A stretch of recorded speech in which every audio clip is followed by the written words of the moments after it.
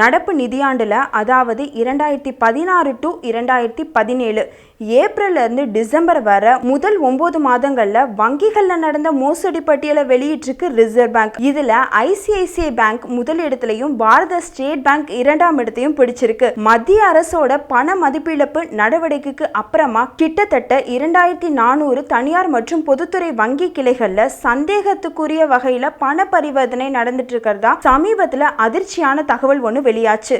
இந்த சூழ்நிலையில ரிசர்வ் வங்கி இப்போ வெளியிட்டுள்ள வங்கிகள்ல நடந்த மோசடி பட்டியல்ல 455 மோசடி வழக்குகளை வச்சுக்கிட்டு தனியார் வங்கியான ஐசிஐசிஐ வங்கி முதல் இடத்துல இருக்கு.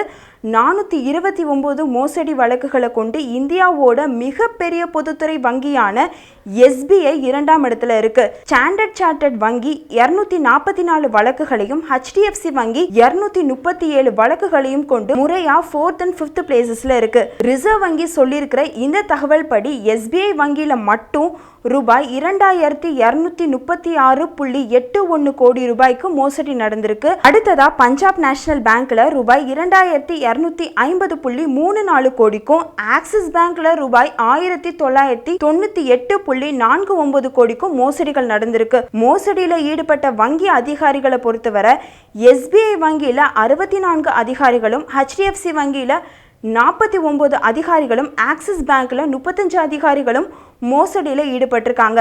இந்த பட்டியல் அனைத்தையும் நிதி அமைச்சகத்திடம் ஒப்படைச்சிருக்கு ரிசர்வ் பேங்க். இதுபடி பார்த்தா ஏப்ரல்ல இருந்து டிசம்பர் வரை தனியார் மற்றும் பொதுத்துறை வங்கிகள்ல மொத்தம் 3870 மோசடிகள் நடந்திருக்கு. இந்த மோசடிகளோட மொத்த மதிப்பு 17,780.27 கோடி ரூபாய் என்பது தெரிய வந்திருக்கு. நவம்பர் 8ஆம் தேதி பிரதமர் மோடியோட பண மதிப்பிழப்பு நடவடிக்கைக்கு அப்புறமா 400 வங்கி அதிகாரிகள் சஸ்பெண்ட் செய்யப்பட்டிருக்காங்கன்றது குறிப்பிடத்தக்கது. இந்த நியூஸ் உங்களுக்கு பிடிச்சிருந்தா லைக் அண்ட் ஷேர் பண்ணுங்க. மேலும் இது போன்ற தகவல்களை தெரிஞ்சுக்க net TV for your subscribe பண்ணுங்க.